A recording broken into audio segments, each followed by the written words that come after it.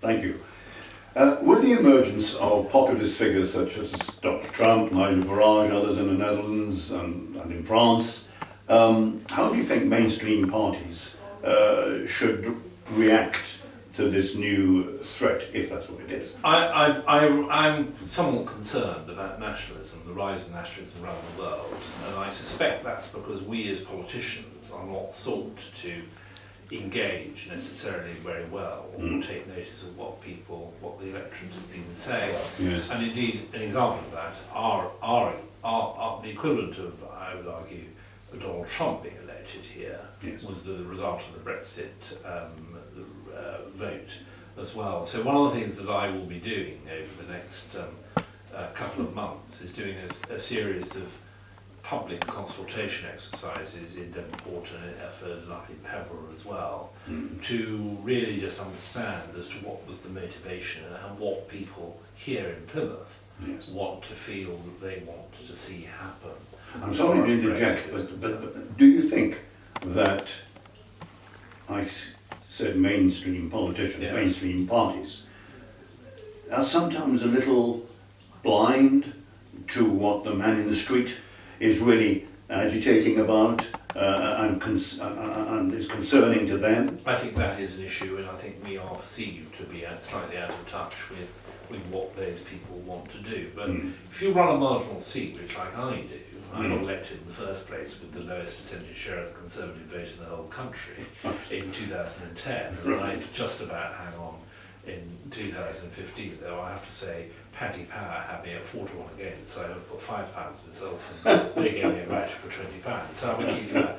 But if you are a very marginal seat MP, then you have to be out there on the streets talking to people on a very regular basis, and you need to also then feed that information back, and that's what the whole story is about. But these populist, how shall I say, the populist agenda, if it were embraced by you as a local politician, it's the sort of thing that would keep you in power. Well, I don't know about that, because I think the other thing as well is the British public are rather fickle. They will change their minds from one day to the other.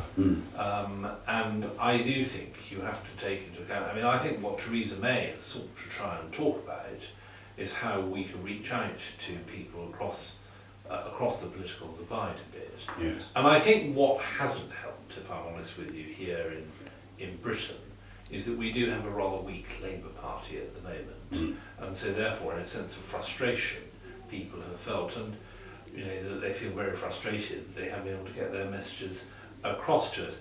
I am here as re-elected as the underdog in that campaign, because UKIP ended up by taking votes away from the Labour Party. Similarly, the Greens ended up by having quite a left-wing agenda. Yes. Now the issue is going to be at the next general election whether or not that momentum vote is going to remain with the Labour Party, and more importantly, as to what is going to happen to that centrist Labour vote too, where they might come to. And of course I would argue, as a Conservative Member of Parliament, I would say in the centre, that I very much hope that the Liberal Democrats and those people will come and vote for me at this next election. So has it been a bit of a shot across the bows? Absolutely, and that's the reason why we've actually got to do something about that. Well, there are lots of other supplementary questions I could ask you, but we have to press on to, I'm not certain whether it's a non-political question or not, but it concerns the BBC. And the basic question, again as framed by George's, do you believe that the BBC is a fair and balanced news source? Well, I think I should make it quite clear that once upon a time I used to work for the BBC. When I was a teenager, I was a messenger for them and delivered El's leaflet and things like that too.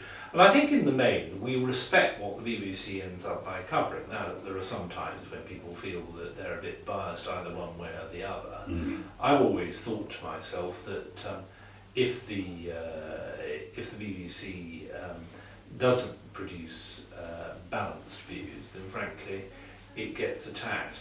And one of the things which is really quite helpful, I think, is that frankly the Conservative Party attacked the BBC and the same for matter of the Labour Party. So probably they feel that they've got it more or less right in their thing.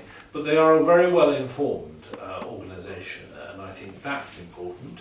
I don't think there's an enormous amount of bias, unlike there is, I think, in the newspaper press, where I think that, frankly, it's pretty much dominated by the right and centre political views.